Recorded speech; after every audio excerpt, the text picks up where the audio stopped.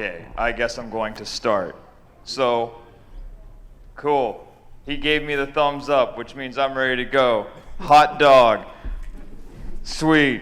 This is the most energy you're going to get out of me. Actually, that's a lie. One of the first things I like to do, just to get the crowd pumped up, and because I cannot do this at any academic panel I'll ever do in my life, and if I do this in class, my students will freak out and run out really fast. I want to do this, so bear with me.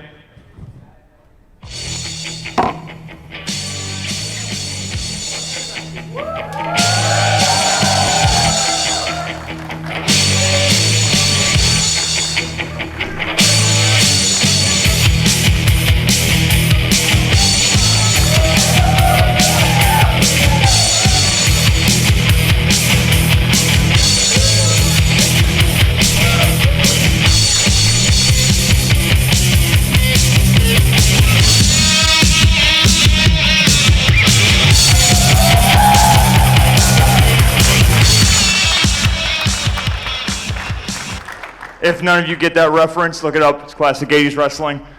Oh, I'm tired. Oh boy, okay. Bear with me, I gotta find the F5 key. Okay, maybe the F5 key doesn't want to work.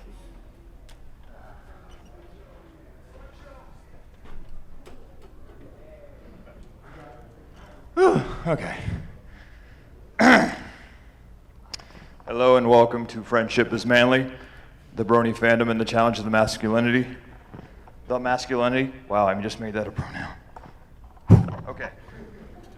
Off to a stellar start, Sam. Already grammatical mistakes. My students would grill me. Anywho, basically what you're going to hear is my dissertation that I just finished back in May.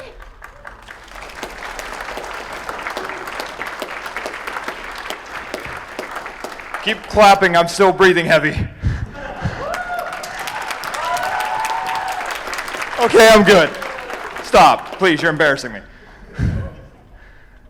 You can applaud the pain, thank you for that. It was 4 years of my life that I'll never get back, but it was an excellent journey, almost as good as Bill and Ted's, but I didn't have George Carlin with me, so it'll never be that excellent. So anyway, I am Dr. Samuel Miller. I got my PhD from the University of North Dakota, way up in the middle of nowhere, Grand Forks, North Dakota. It's North Dakota. Whatever you're thinking about it right now is true. There is not a whole lot up there. It is what it is. It's one of those places where if you really want to get something accomplished and you don't want any distractions, there's the place. I mean, there's not a whole lot stopping you. So, a little bit about myself. I just completed my PhD up there. They told me, congratulations, you're a doctor now. I said, okay. I guess I did something, but I don't let people call me Dr. anything. There's only like 3 people on the planet that I allow that to happen because I don't care for titles. I'm just a dude, and the dude abides. So how this all got started, and actually I should just go to this. This was my office. So I wasn't faking the funk on any of this junk. This was legit. My students would always have to come to my office, and first day I come in, acting as I usually do, which is very crass and cynical, because I'm that way. And then they walk into my office because it's mandatory. And then I have to help them put their jaw back up because everything up here does not match with everything up there. And they begin to question. A couple of times before I moved into that office and I was working with a bunch of other ladies, I had pony stuff on my desk. And when they had office hours, they would have their students would come in and ask, "Who's the lady that sits here?" Like, "Wow, she must really love ponies." And they're like, "No, that's a dude." Well, North Dakota, they understand dudes, they understand ponies, they don't understand dudes who like ponies, so it's like, okay, whatever. So now it's my job to hopefully teach them what it all means. So today, oh darn, I went and made a boo-boo. So I've been doing this, like I said, for 4 years, actually 5, because you're probably wondering how on earth I got into this. And to tell you the truth, I kind of stumbled upon it. I was an adjunct professor at a community college in Pennsylvania, and I was the co-advisor for an anime club. And there were some people in the anime club that wanted to start a My Little Pony club. Well, I grew up with My Little Pony because I only had 4 channels, and I watched whatever cartoons were on. I didn't care. And I said, sure, I'll be your advisor. I have no problem with that, whatever you want to do. So they got all the paperwork done. I signed on as their advisor. They got the first meeting set up. It was a Saturday afternoon. Like, all right, just got to make sure these people don't burn the place down.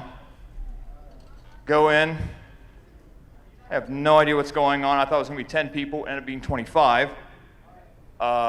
They all had things I did not understand. Somebody brought in a whole bunch of muffins. I was like, well, okay. I didn't know we were bringing snacks. Cool. Somebody brought in KFC, called it Kentucky Fried Scootaloo, and I'm like, I don't know what, all right, fine. Okay. I've been to anime for 20 years, and sure. And they were talking about what episode they wanted to watch. And this was, I think, at the beginning of season 2, and they're like, well, let's watch something from season 1. Let's watch Winter Wrap-Up. All right. So I'm sitting there watching them, and they got to the song. And they started singing. Totally off key, but they were singing. It was admirable, but the only thing in the back of my mind was, what on earth is this? Is Rod Serling behind the door, and is this Twilight Zone? What is this? I don't understand this. It'd be one thing if it was like a giant joke, or if someone really was trying to punk me, like I had no clue what was going on, but these people were legit into it. And I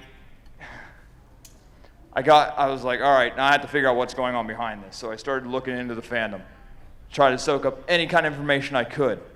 And miraculously, I got picked up by the University of North Dakota to start my PhD work. And they were like, you want to do what? Yeah, there's this really cool fandom. They're really amazing, and I really want to check them out. And they're like, okay, can you turn it into some sort of research question? I sure can, or I'll die trying. So then for the next 4 years, I started putting together this study, which you will now see the results of, and molding it into something presentable that I hope to get published in some academic journals. Don't ask me where they're going to be. Don't ask me how you can get them. They're all academic. Usually they're read by 3 people, and it's considered a success. Because academia, we're dry, boring individuals. For reasons. Because we're dry, boring people. So, one of the things I learned from one of my graduate professors was, whenever you decide to research anything, you got to look at 4 things. What is known, what is unknown, what is a critical question, what are you going to do about it? So with this fandom, especially in the early goings, it was this Brony Fandom. It is a bunch of predominantly young adult males who are really into My Little Pony, with no sense of irony whatsoever. Which to this day, my professors still can't wrap their heads around, but they're like, whatever, you're doing it, we're fine. You're somehow making this work. Everyone else does serious work, you sit around and watch cartoons all day, fine. The thing that was kind of unknown was, well, because of this, you get backlash from it. People will backlash against anything popular. But this one in particular seemed to be a little bit more heated, for lack of a better term. So there's all this backlash coming against fans for what appears to be no real reason. So that is what I wanted to look into. And so what we're going to do today, or tonight, or tomorrow morning, whatever time this is going on right now. Aww, I don't even look that cute. We are going to have class. You've all signed on for 1 hour of summer school. Congratulations. There's no college credit for this, but you will owe me some student loan debt. Congratulations. So, let's start at the beginning. So while I was getting this research started, my advisor said, you know what you should do? You should do a survey. I'm like, not into surveys. Which he replied, you know what you should do? You should do a survey. I take it you're being subtle with me. I will do a survey. So I created the survey of roughly 50 questions that were actually individually tailored, so not everybody was answering the same questions. It sort of followed a tree of reasoning or skip logic that it was sort of tailored to what they were trying to answer. And I miraculously got 1,200 people from all over the world to answer these questions. My advisor, after seeing the turn-in, said, wow, I've never had this happen before.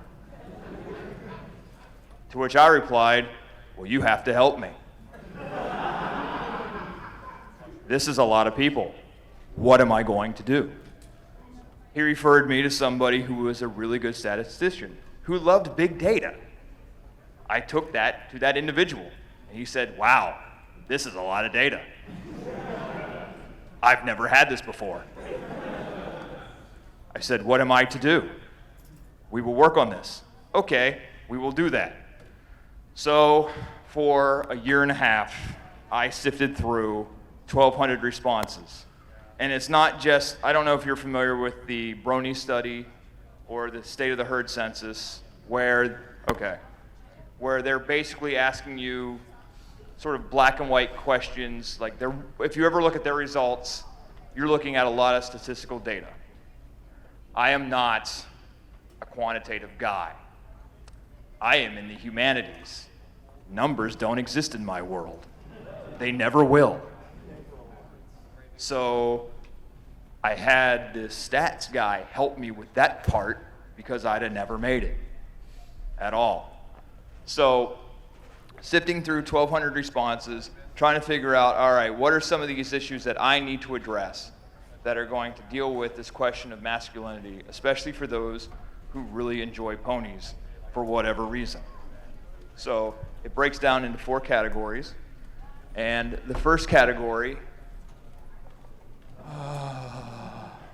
was the brony harassment.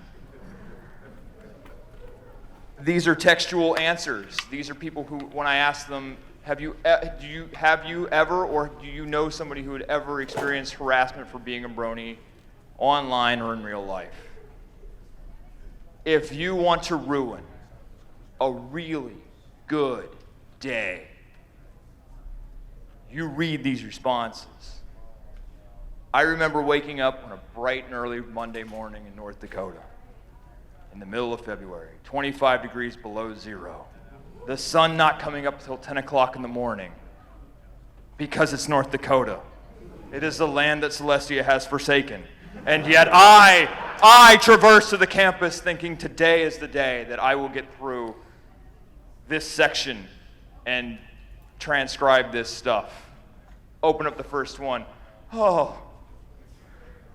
The responses in this section were depressing, to say the least. Some of the experiences that individuals experience just because they happen to be fans.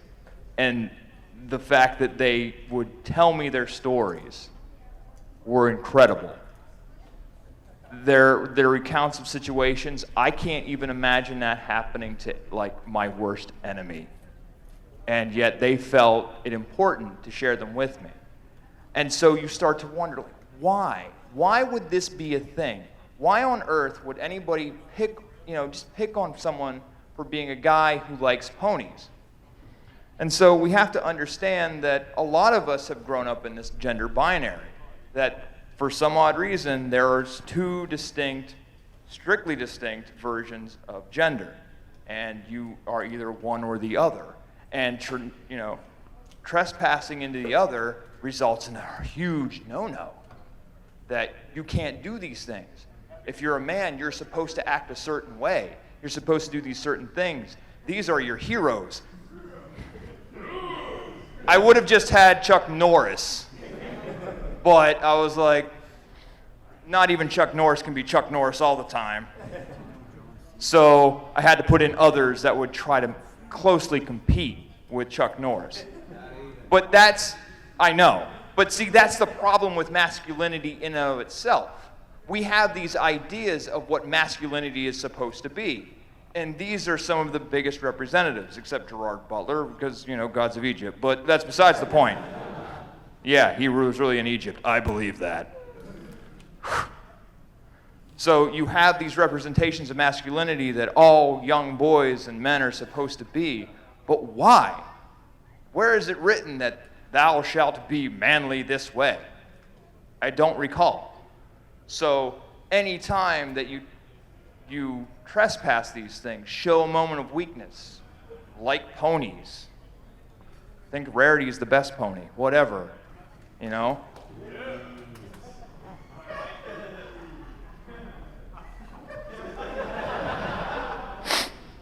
Again,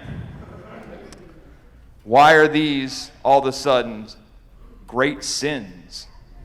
It's okay to like Rarity. You are appreciated for it, because Rose Luck is best, so just get over it.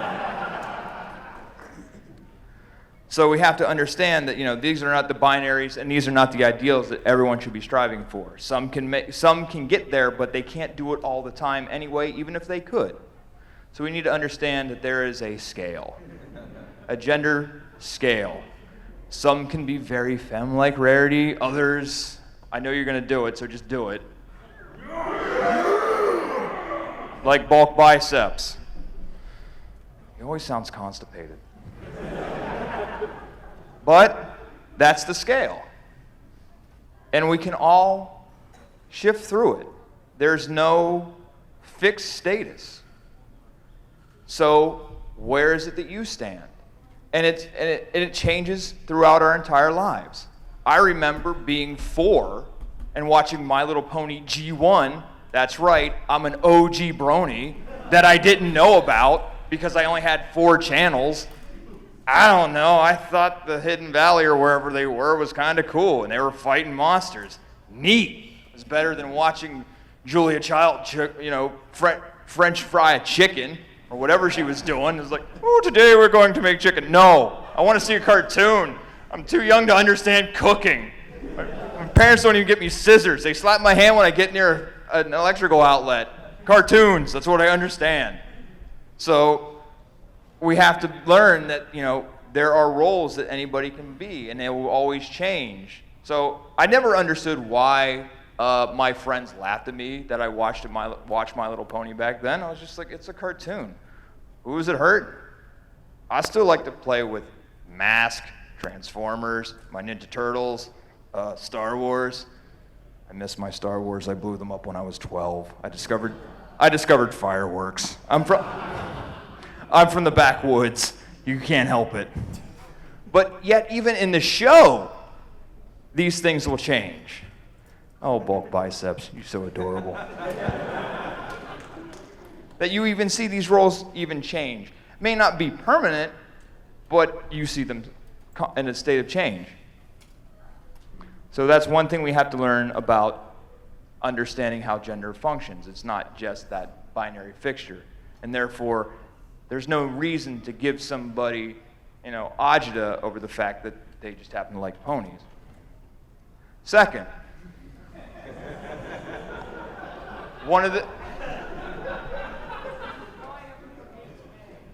I would figure that would get a couple of laughs. Second, some people still have to deal with that agita. So the fandom created the notion, and I kind of stole it, and my dissertation committee thought it was genius. The stable. They're like, wow, that sounds really smart. You should really go into that. I will, but it's not my idea, but I'll do it. And they're like, wow, you're so smart. I'm like, I know. Even though I just stole it from you people. Thank you. You made my life a whole lot easier. So this part of the study, I was looking at what were some of the measures in which some people still felt the need to stay in the stable. And some of the responses, and a lot of them I asked specifically, what sort of things did you do? And someone would come up, tell me they would come to a convention and they would use strictly I guess a PayPal card or a gift card of some sort, so they couldn't trace any of their money back. They would tell me things like if they were going to a convention or to a meetup, they would lie and say, hey, I'm going with my friends to this thing. I had instances where family members would, if family was coming over, they would hide all their merchandise, or they have it stashed like pornography, under the bed, or somewhere hidden in the closet or drawers because they're that concerned. And it's like, well, why? What is it about this that creates that kind of agita?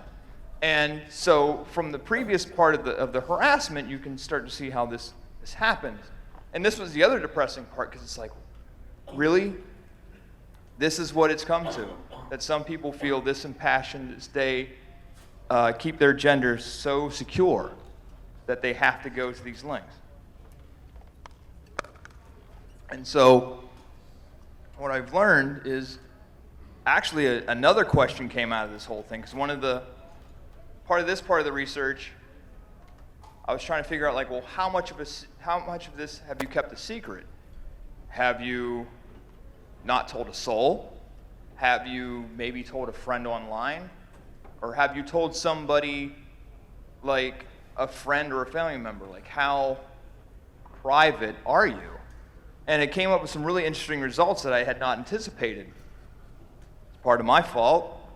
I thought this was kind of a binary thing. I should know better at this point.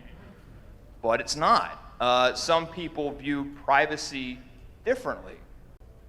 Some people will be like, I won't tell a soul. I might tell my closest friend online because we're in this group and I just feel safe with that. Others will be like, I've told my mother, my brother, my cousin, all these people, but yet still regard themselves as private.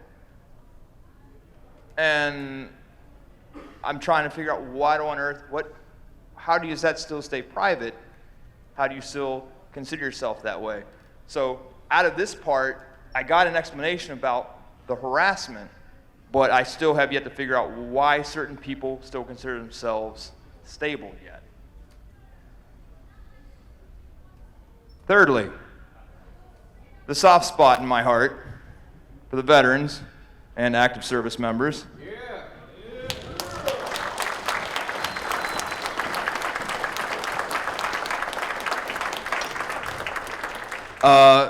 Was the third section of my research, because I was in their boots at one time too. That's what paid for my college. So, yay GI Bill. I only got $40,000. I'm that old. So I had a very special place in my heart for these guys because this is an interesting juxtaposition.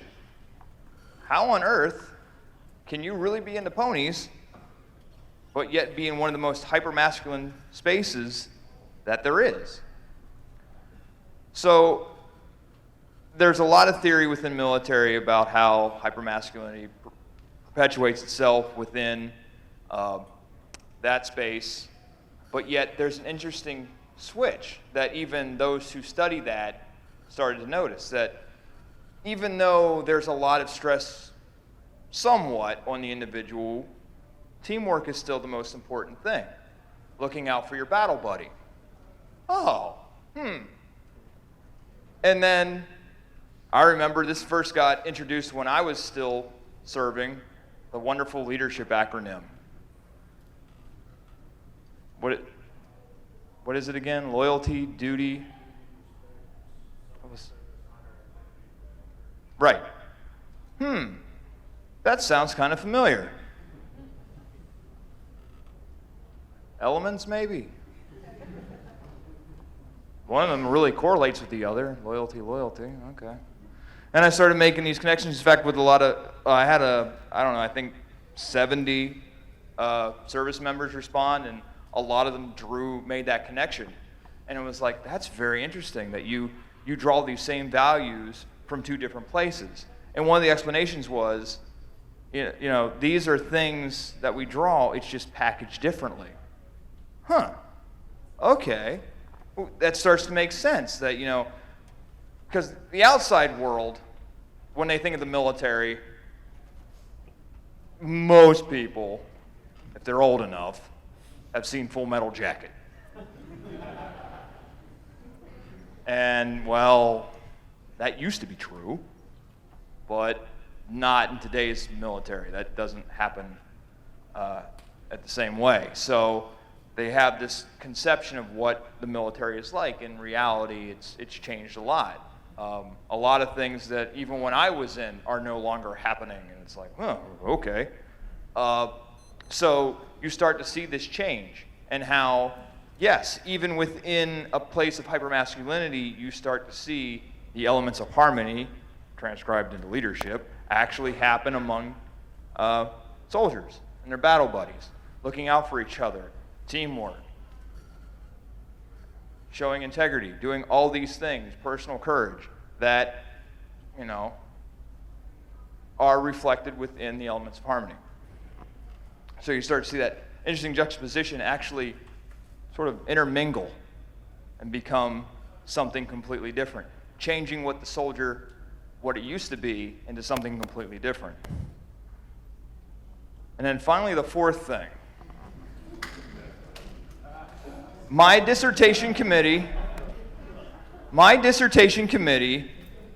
honestly did not care about the other three sections of my paper. They cared about this part. This whole section, oh, Jesse, you look good as Pinkie Pie. That's my good friend Jesse.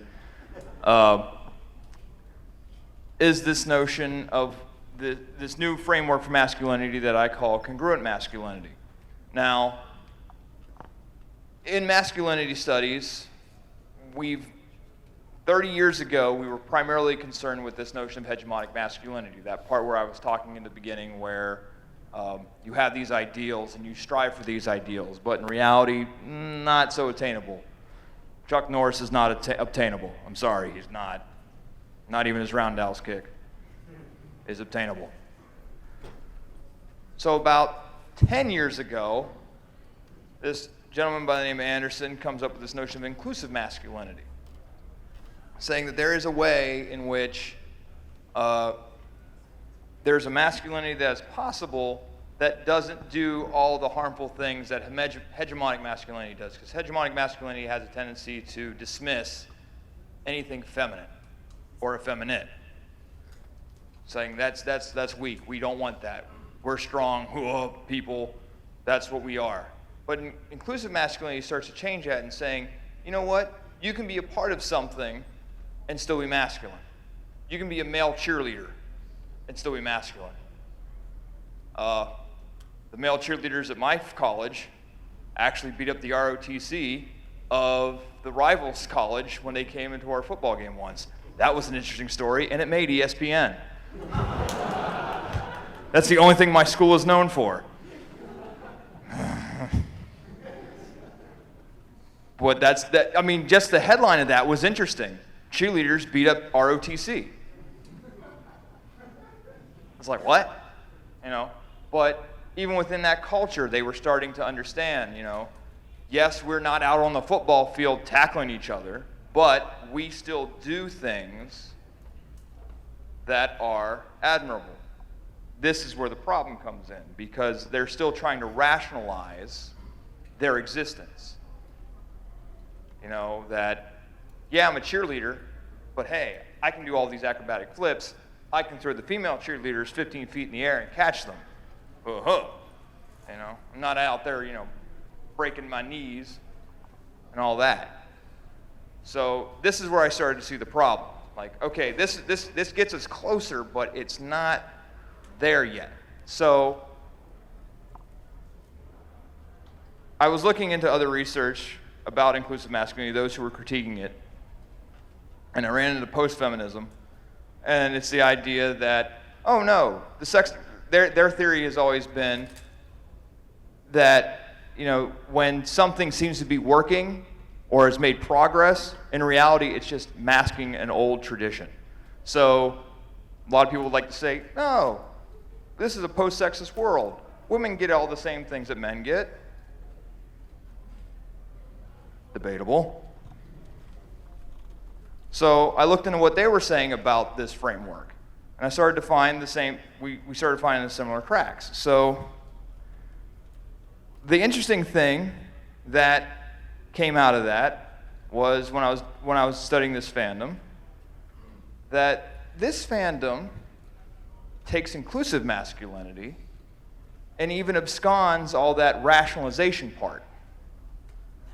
For the 5 years that I've been involved in this fandom, it's not been, I'm a brony, but I'm still a man and blah, blah, blah. It's like, no, I like ponies, so what? Which is, yeah, exactly. I like ponies, deal with it. Which is like, wow, really? So there's no trying to, occupy a feminine space and rationalizing for yourself. It's like, we all enjoy ponies. And we just like what we like. And you can even see it here at this convention. This convention is so inclusive in that way, where all gender is accepted, that we have all gender bathrooms, accessibility for those who need it is granted, there is no exclusion, and it's showing progress. And so when I brought this back to the committee, they're like, whoa.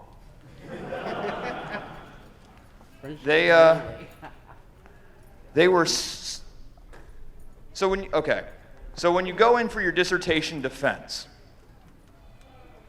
it usually is a hour and a half to 2 hour ordeal.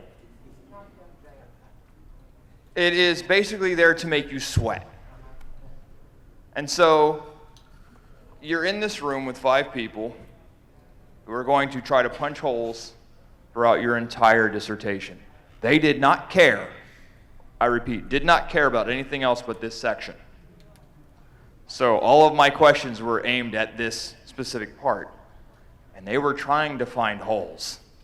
It was the weirdest thing. My friends who graduated before me, they were sweating bullets. I watched them come out knock-kneed. Like, they were like, I don't think I passed. Like, you'll be fine. I answered all their questions that they had, whatever they were, pretty well. They said, all right, we need a couple minutes to deliberate this. And they kicked me out. Basically what it amounted to was, there was 30 seconds deliberating whether or not I should have my PhD or not, which was a simple yes. I already knew that before I walked out the door. Because in the other 9 minutes and 30 seconds, I had a professor who was Skyping in from Ottawa, and he was talking about, he was about to close on a house. And that was the bigger topic than my dissertation.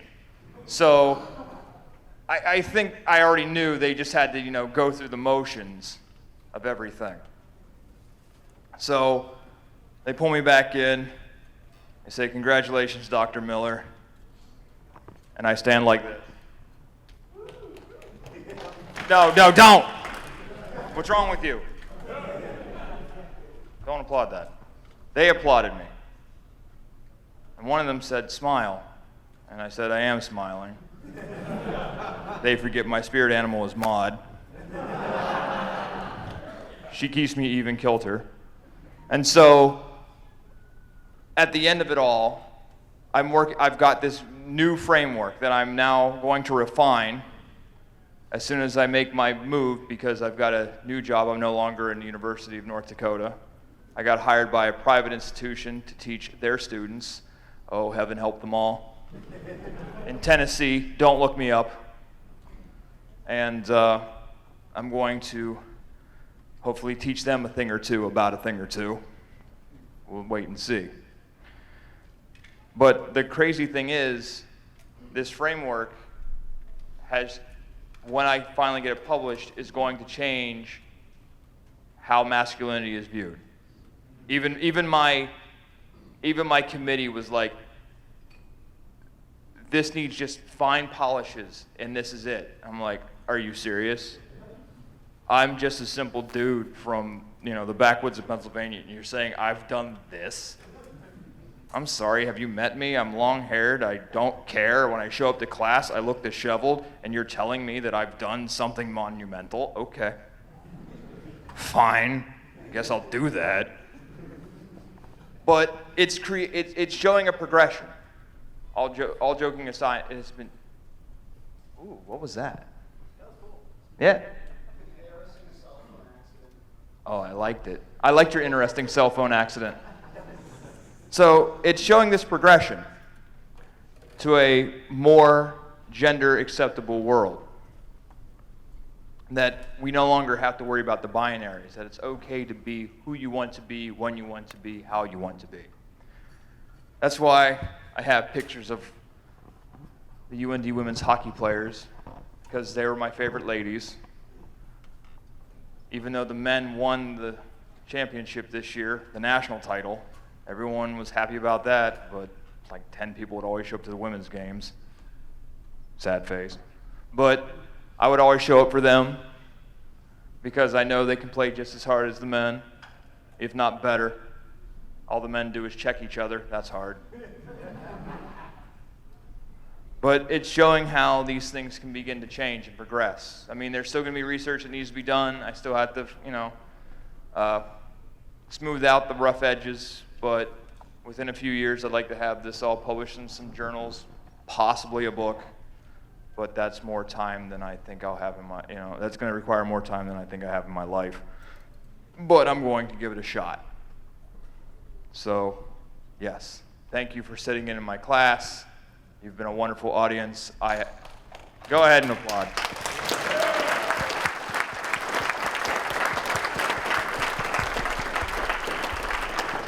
I have been told by the people in the back that you may come up and ask questions. So I'm going to put this wireless microphone over here, and I'm going to sit down here, and then I'm going to answer questions, I guess.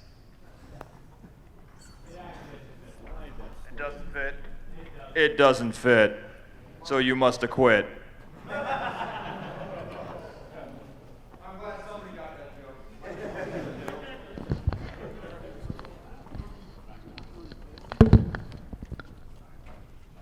And I'm going to sit down here because I want to be amongst you, the people. Yeah, that was an ancient reference. 21 years, man. It's not ancient. I hear you, man. I'm a grad student too. It's cool. God bless you. Master's or doctorate? Doctorate. Oh, snap. Rutgers. Okay, so I wanted to ask a question about, well, I guess masculinity, because that's like what we're talking about. But I guess, so your thesis is basically that like drawing on Anderson, ponies and a bunch of people, not all men, but like mostly men, to some extent men, largely men, who really like ponies are telling us something different about masculinity. We like something different.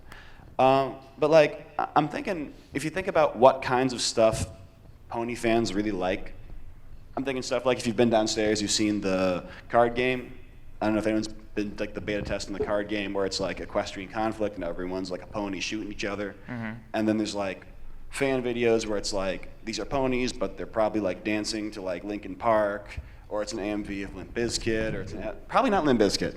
That's What's probably wrong with not, Limp Bizkit? Nothing's wrong with Limp Bizkit. Fred Durst forever, man. But he's supposed to show up at a Shell gas station. But like in masculinity terms, what is Fred Durst doing? Like he's waving his junk at the camera and a fisheye lens with a bunch of girls and like a backwards baseball cap, and he's doing masculinity in a very like hegemonic sense. Right. So I guess what I'm saying is like, to what extent do you think just because it's ponies, is it still possible to do kind of the hegemonic masculinity stuff, even though it's ponies? You know, it's still happening. Right. That's still part of the rough edges that I'm trying to get to, because there were some very interesting things that I'm not going to say here because this is a PG event, because I have some stories from another convention that I can't share here, but they're in my dissertation, that were very interesting and compelling, which actually deal with those sort of issues. And so that has been, that right there is the actual issue I have to iron out. How is that interesting balance? Because some people do try to reinforce hegemonic masculinity in such a way, but how much of the fandom is that? I mean, you can see a Master Chief here dressed like Twilight Sparkle in all the purple, when really Doom Guy is the one you're supposed to be. You know? So that's that delicate balance that I'm still working on. I still think it's there. It's just right now in a form of parody that I'm still dealing with. For your thesis defense, you said it's hours of people trying to poke holes in your logic. Yes. Could you expand on maybe what specifically they asked and how you were able to defend against whatever they were trying to prove wrong? Okay. So, like I say, they all have collective experience in their fields, because you got to have people from various expertise in your committee. I had a media studies guy. I'm sorry, my thing is going off like a maniac. One moment. Sorry about that. I had a media studies guy. I had my gender studies person. I had my queer theory person. I had my my quantitative person who was my advisor, and my ethnographer. Basically what they were trying to poke holes through was that framework, and the one that came up, which is back to this rough edges part, is that interesting question, because how can I word this lightly without besmirching another convention or causing risk? Okay. So there was an incident at another convention where there was an individual who was a fan, but also was trying to be intimate with ladies on a regular night, any night, and he ended up finding an individual who was utilizing her feminine wares for profit. And so that was that very interesting, like, how do you, who's taking advantage of who at this point? So I was trying to so that's like one of my things that I'm trying to iron out. So how does that, because that was that big question, like, how do you justify this point? The reason why we even encouraged me to have this story in my dissertation was because this is the point that they're trying to figure out and I'm trying to figure out.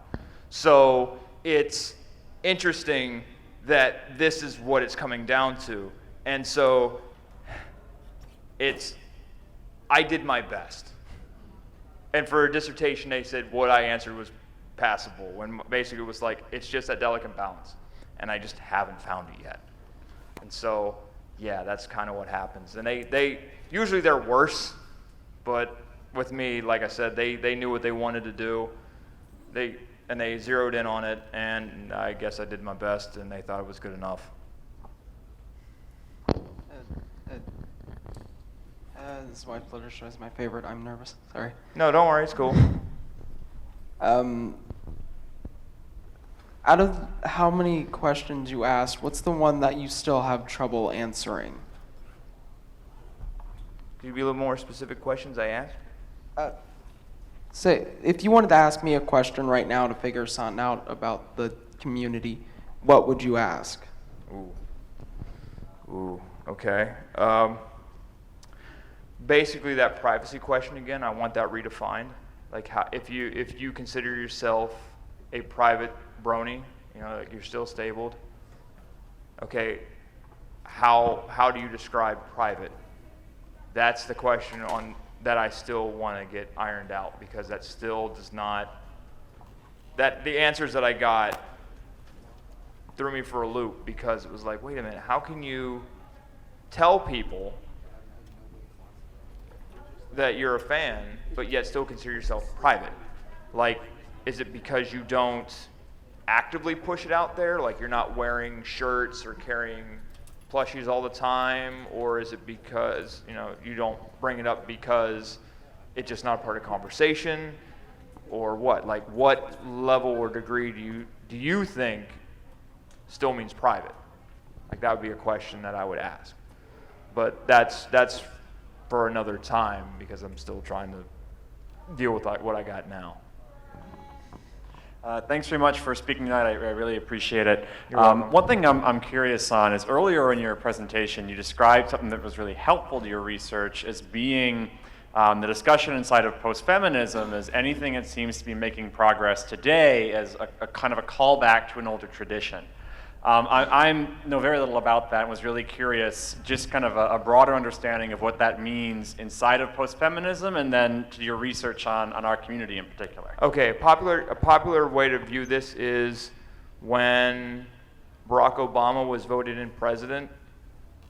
What was the theory? Does anybody know? Racism's dead. Same sort of thing goes when it comes. That's called post-racism. The same thing goes with post-feminism. That, feminism and everything in it has addressed all these issues, and now we can just go on with our lives. No, still really hasn't happened. We still see inequalities happening. We still see a lot of issues within it. So, no. That's what post-feminists are always looking for, like how a society can still mask those inequalities while still saying that they're equal. And so within our own community, with our community, it's like you can say we're slowly becoming more accepted by the mainstream, but how true is that? I will say this, the water guy outside really loves us now. 3 years ago, it was a little bit of a different story, because I would hear what he would mutter. But I think he's come to accept us now, but he still might question some things. That too. Out of all of the responses that you had received about people telling their stories about what happened to them because they were a brony, which would you say was the saddest? Oh boy. Okay. I'm going to try to do this because they have anonymity. Oh man. There's a couple. There were a couple that when I saw them, and I had to walk away from the computer, and like want to kick a wall or something. One involved a student, still in high school apparently, got his car trashed for some decals. Another one.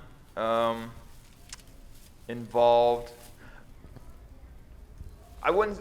It saddened me, but in a way, it was hilarious too. There was a married couple who took the study, and they wanted to throw a baby shower, and it was for a boy, but both parents were huge fans of the show, so they wanted to have a My Little Pony themed baby shower. Sweet. Guess what?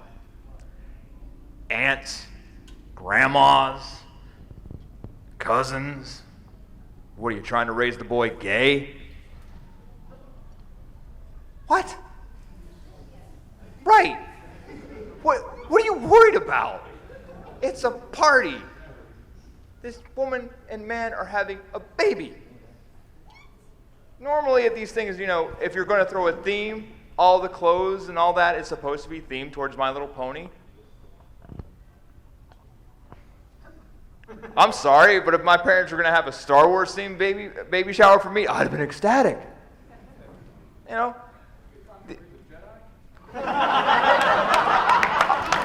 have you know I'm Sith. My students think I'm the Dark Lord. But that was their concern. Like, even before this child is born, that you're somehow affecting it. And that one threw me for a loop. And they both shared the same story. It's like, wow, really?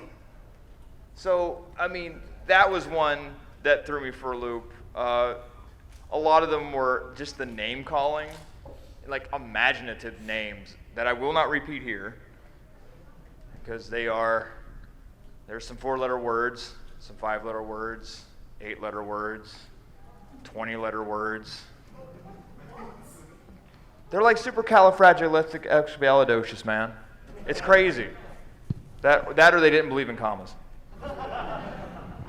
I just want to thank you for coming and talking, sharing your research with us. Yep. Where could, I don't know if you mentioned this at the beginning, I came like maybe 10 minutes late. Where, if anywhere, could we either find out more about the research that you're doing, or if you have like just a website or something that kind of describes either some of the findings or just some of the things that you've shared with us now, or some things that you haven't, if anything? I don't have anything right now. I have my there's a Facebook for us academic nerds called academia.edu. There's somebody who knows about it. I don't have anything. I have a few old papers up there, but nothing of my newer work. I will be putting it up there soon. You just have to look up my name. It's Samuel Miller, and if that doesn't work, Samuel Miller, North Dakota, you'll find me. But that'll be in a couple months that I'll put up. Probably my dissertation will be posted up there soon, but right now it's just not, because I've been busy not only with that dissertation, but I make these ponies that are up here. So yeah, and because I was going to the vendor, I'm down in the vendor hall too, because I have to eat, and these things pay the rent. So yeah, I've been a little bit busy, so I haven't had a chance to do the website thing yet. Yep. During the time you had that office, were there any students that came in during that time that afterwards actually watched an episode of the show or even became bronies?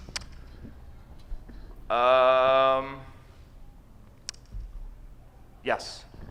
For the first part, they watched it. Don't know if any of them actually became bronies.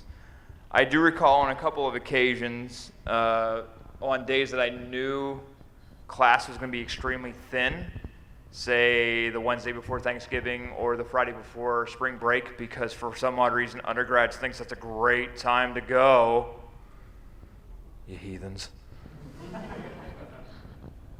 I would give my students an option for bonus points for loyalty. So basically what it boiled down to was you can either sign your name in, the paper sign in for bonus points, or you can double those bonus points and we can sit and watch an episode of My Little Pony. Guess what they wanted to do? That's what they did. Some were interested, and for the most part, they were just like, whatever. And they'd play with their phone, but I didn't care. But yeah, not that I know that anybody became a brony. So I know you said you do a lot of gender studies and queer theory classes. Did your study, or will you ever plan to focus on transgender bronies, or those who identify with outside the gender spectrum, the binary spectrum, I should say? Yeah. Currently, my focus is still on masculinity studies. If I can refine it better, if I can, because I have my cognate in it, but I'm not the best at it. If I can refine it better, I will. But right now, the focus is still masculinity studies. But yeah, I would like to focus on some transgender work as well. Hi. So I want to thank you for all your hard work, and Yep. I feel the fandom really needs more people with credentials to. I help barely us have out. them, but thank you. Yeah, it's something that I've noticed, and I'm sure a lot of you can relate, is when you're growing up and you like a certain thing, and it's all you're used to, so you perceive that as normal. It's just what you like. It's only afterwards when other people who don't like it, or they criticize it, that's when you sort of like shape your view of the world and what's normal and whatnot. And like, I don't mean to get too political, but just something that I've noticed is the Republicans, they try to lean more towards you have to stay in your gender role or whatever. All liberals are trying to say, hey, you don't need to have a gender. Personally, I feel that nothing should be pushed on anyone. I feel that you shouldn't be told that you can't have a gender, or you don't have to, or you have to fit into this category. I feel that people should just grow and learn and become what they're comfortable with. And if you disagree with that, how would you feel society should take this movement in general? Thank you for that. But just in this, no, go ahead and ask. Kind of similar to that question, but when people talk about feminism, they often talk about, the boxes that women are put in and how strict they are, that you can't move out of femininity. I've kind of begun to see that masculinity is just as boxing and just as restrictive, just in different ways. Would you agree with that? Yes, I would. That's actually part of what feminism was striving to do, or has been striving to do, that you're not just in one box or the other. So it's actually, feminism works for both. And the biggest thing that drives me nuts, because my students have this tendency to say, I'm not a feminist, but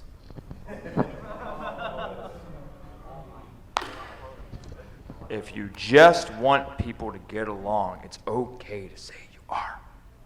Because we all want pretty much the same thing, right? Why can't everybody have it? Yes, can't we all just get along? There's another older reference that no one's going to get. 1 minute, cool. You said that your study into bronies and masculinity sort of revealed an evolved opinion of masculinity. Would you say that your research was conclusive enough to determine whether or not interest in the show caused it, or there's just a correlation? Actually, this is part of an evolution that's been going on since probably the early 20th century. If any of you know anything about, say, the early punk rock scene, or anything of that nature, anything alternative in that sense, there's a lot of gender play involved. So there's this way in which they find ways of incorporating feminist things, but they've still not gotten to that point where they were inclusive of everybody. But yet we've still found, and even like little niche subcultures, these things were happening and continue to happen. But within this subculture, you start to see the change become even greater. I guess that's all the time that I have. If you'd like to continue following me, I'm on academia.edu as Samuel Miller, UND, University of North Dakota. If you want to see me in funnier things, My friend and I thought it'd be great therapy for me while I was doing my graduate work that I do a Let's Play channel. And I play a lot of little girl games. Mary-Kate and Ashley Olsen is the devil. Philly Film Games. Yes, it's mainly me shouting. It was my therapy for a lot of reasons. I needed it for graduate school. Some turned to liquor, I turned to video games. And if you want to see my plushies, I'm downstairs, booth 524. I still have a bunch left. Check me out if you want. It supports me because food is important. Thank you and good night.